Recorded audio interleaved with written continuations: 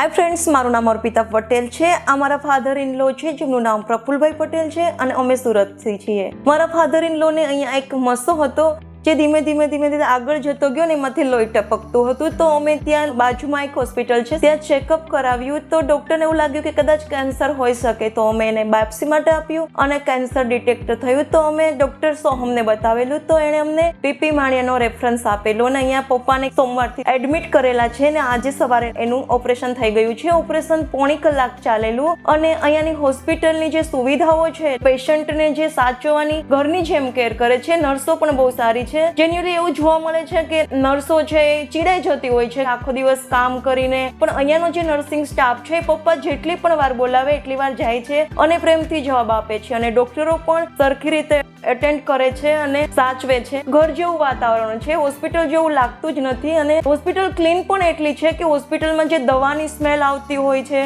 કે ગંદકી હોય છે એવું કશું જ નથી। એક 5 સ્ટાર હોટલ જેવું ફીલ થાય છે અહીંયા આવીને। તો પેશન્ટને પણ પોતે બીમાર હોય એવું જરા પણ લાગતું નથી અને પેશન્ટને જે ખાવાનું આપે છે, મારા પપ્પા એકચ્યુઅલમાં ક્યાંય જમતા નથી, બહાર જમવા જવાનું હોય તો પણ એને ઘરે આવીને જમવું પડે છે। પણ કાલે જ્યારે મેં ફોન કરીને કહ્યું કે પપ્પા તમારા માટે ટિફિન મોકલું તો એને એમ કહ્યું કે નહીં, અહીંયા સારું જમવાનું હતું, પેશન્ટ જેવું નથી, ટેસ્ટ પણ સારું હતો, તો જમવાનું પણ સારું છે હોસ્પિટલમાં। મિત્રો, મારે તમને એ કહેવું છે કે અગર તમારા ફેમિલીમાં પણ કોઈને કેન્સર આવ્યું છે તો ગભરાવાની જરૂર નથી। એક નાની વસ્તુ છે, તમે પીપી માણિયામાં આવો, ઓપરેશન કરાવવાની જરૂર છે તો કરાવી લો, સારું થઈ જશે અને કેન્સર એ એટલી મોટી વાત હવે નથી રહી। પીપી માણિયા જેવી જો હોસ્પિટલ હોય, અહીંયા જેવો જો સ્ટાફ હોય તો કેન્સર પણ સારું થઈ શકે છે। એ હું અમારા પર્સનલ અનુભવથી કહું છું। મારા પપ્પા અત્યારે સવારે જ ઓપરેશન થયું છે ને એકદમ સાજા થઈને મારી બાજુમાં બેઠા છે, ચાલી શકે છે, બોલી શકે છે, ગભરાવાની કશી જ જરૂર નથી। તો હું અહીંયા આવી શકો છો।